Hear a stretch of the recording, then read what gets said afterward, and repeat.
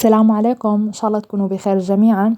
وصفتي لليوم هي الليزي كيك بنكهة الفراولة مثل ما شايفين. شكل ولا أروع من هيك وطعمة كتير لذيذة، رح تعجبكم. هاي الوصفة احفظوها عندكم لشهر رمضان المبارك، رح تنفعكم كتير لأنه سهلة كتير. يعني طريقة إعدادها ما بتاخد معكم 5 دقايق، وبالإضافة إنه فيكن تجهزوها قبل بيوم لحتى تاني يوم تاكلوها باردة ولذيذة. ويعني والمكونات مثل ما قلت لكم موجودة عندكم بالبيت إن شاء الله. هلأ بالنسبة للمكونات، هي عندي الحليب البودرة 3 ملاعق كبار من الحليب البودرة. هون الحليب البودرة يعني أساسي بالوصفة. كمان عندي الحليب بنكهة الفراولة، أنا استخدمت حليب بنكهة الفراولة. هون القشطة عندي سادة. فيكن إذا عندكم قشطة بنكهة الفراولة تجيبوا يعني تحطوا حليب سادة كوب واحد.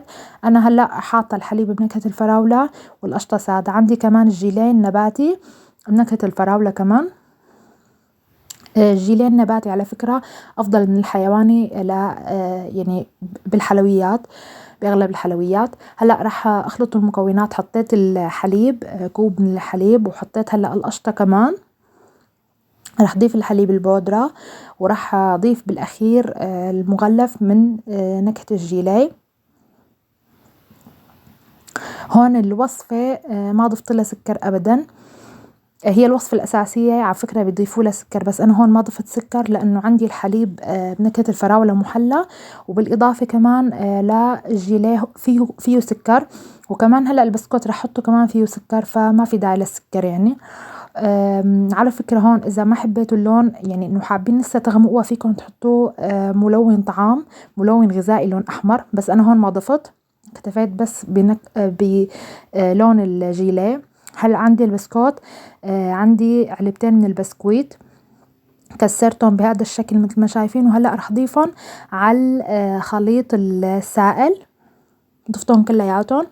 رح حرك هلا بشكل كتير منيح، وبعدين رح احطهم على بلاستيك غذائي وسكرهم على شكل رول.